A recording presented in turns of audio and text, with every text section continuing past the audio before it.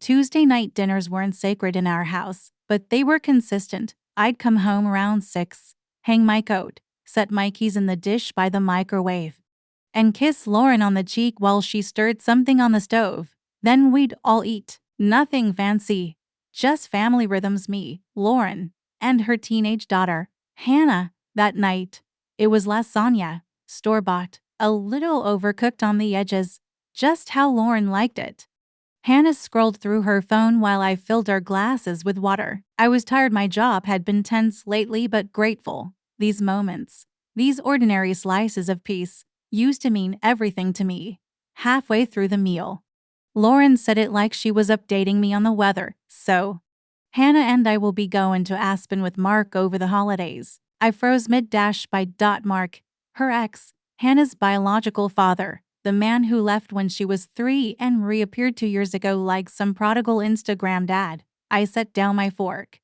Lauren didn't look up. It'll just be easier for Hannah. He's rented a cabin. And it's important she gets to be with her real dad. My stomach dropped. Hannah didn't flinch.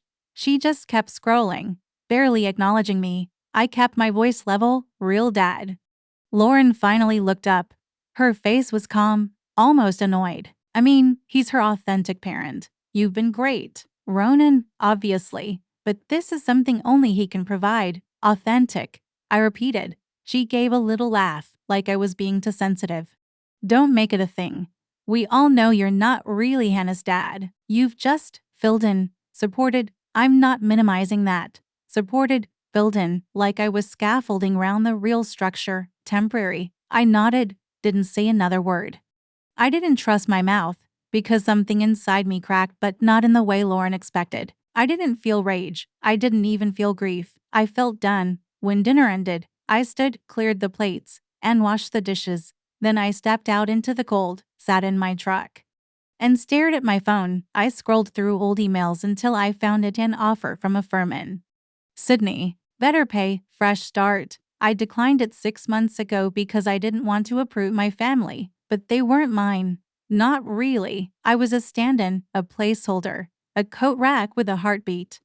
I tapped reply, typed one sentence. Is the offer still open? Then I hit send. And just like that, something shifted. My silence wasn't weakness anymore. It was direction. It was power. Let her have Aspen. Let Mark play authentic. I was done auditioning for a part I never got to keep. The response came less than 12 hours later. Ronan, thrilled to hear from you. Yes, the offer still stands. Let's talk timeline. It felt surreal, staring at those words in the quiet of my office. Everyone around me was talking about Secret Santa and closing year-end reports. I was planning an escape. I didn't tell Lauren. I didn't ask permission. She'd made it clear at that dinner table. I wasn't a partner. I was a placeholder. And placeholders don't need to announce when they leave. They just vanish. That weekend, she and Hannah went dress shopping. Something about coordinating ski jackets for Aspen. Lauren was radiant when she got back, cheeks pink from the cold, humming as she put bags away. I said nothing.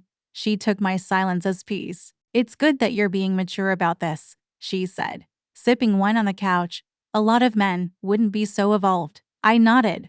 Just want what's best for everyone.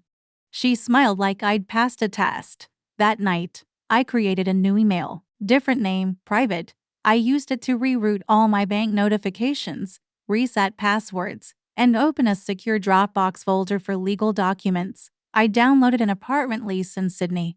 First month's rent paid. Lauren was in the next room fast-timing Mark, laughing about the flight. Hannah was on the floor, trying on her new ski boots, asking if there'd be sledding. I stood in the doorway watching them for a second. It hit me how quiet I'd become. Not out of shock.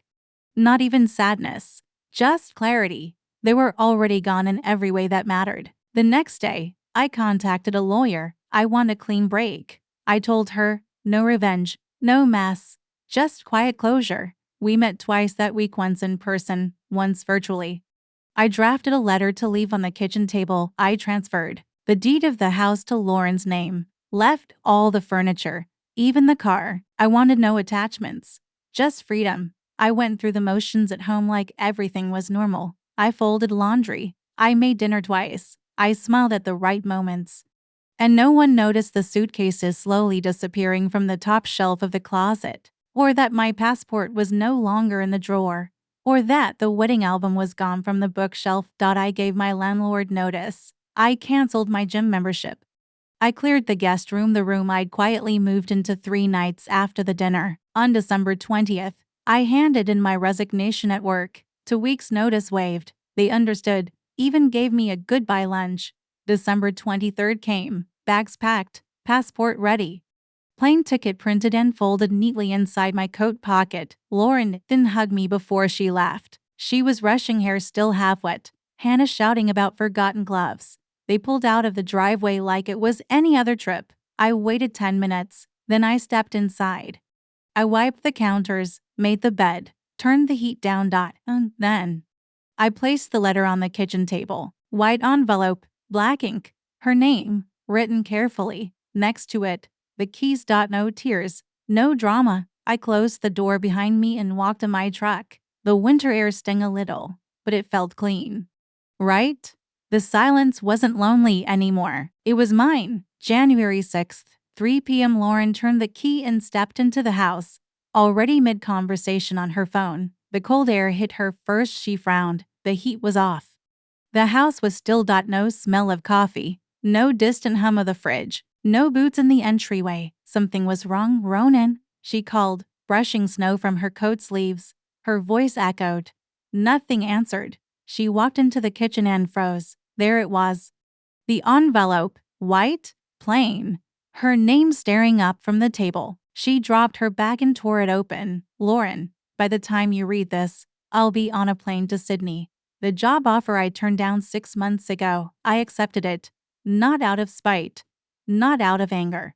Out of clarity. You told me I was a stand-in. That Mark was the real father. The authentic one. Maybe you're right. Maybe I was just filling space. But I realized something important. My life shouldn't be a placeholder, either. You can keep the house. Keep everything. I've already waived all claims. The papers are filed. My lawyer will be in touch. Please don't contact me. There's nothing left to discuss. Ronan stood there in silence. The envelope trembled in her hands. Mom? Hannah called from the car, still wrestling with her ski bag. Lauren didn't answer. Over the next 2 hours, she tried everything. She called. Straight to voicemail. She emailed. Bounced. She even drove to Ronan's office only to find a new tenant already setting up shop. When she called his best friend Peter, he only said, he asked me not to speak for him. But I will say this, you should have seen this coming. That night, Lauren sat at the kitchen table and stared at the dent in the placemat where his coffee mug used to sit. The silence that used to belong to him now belonged to her. Bills started arriving. Mortgage, utilities, her name on every one. When her card declined at the grocery store 3 days later, she called Mark. He sighed. I already pay child support. This is your problem, Lauren. She used Hannah. Next coached her to write a letter. It came back and opened. A sticky note attached. No further contact. Please respect my boundary. Hannah asked. He doesn't want us anymore, right? Lauren didn't answer. Weeks later, she found a loophole, called his office line directly, pretending to be from immigration. He picked up. Ronan, it's me. She rushed. Please don't hang up. Double quote silence. She breathed in hard. I miss you. I need help. Mark's not who I thought. He doesn't carry anything. Not the bills. Not the emotional load. I was wrong. I see that now. He waited, then said quietly, I'm not your rescue plan. She begged. Just talk to me. For Hannah, I already did everything I could for her, he said. And for you. Double quotes click. Finality. 2 weeks later, a scanned PDF came through her inbox. Finalized divorce decree. Ronan's signature already in place. No note. No message. Just the legal end of a life she'd taken for granted. Across the world, Ronan sat by Sydney Harbor, eating fish and chips out of butcher paper. The sun was warm. A sea breeze tugged at his sleeves. He read the confirmation email once, then deleted it. No smile, no drama, just peace. He let out a slow breath, one he'd been holding for 6 years. Not because he left, but because he'd finally arrived.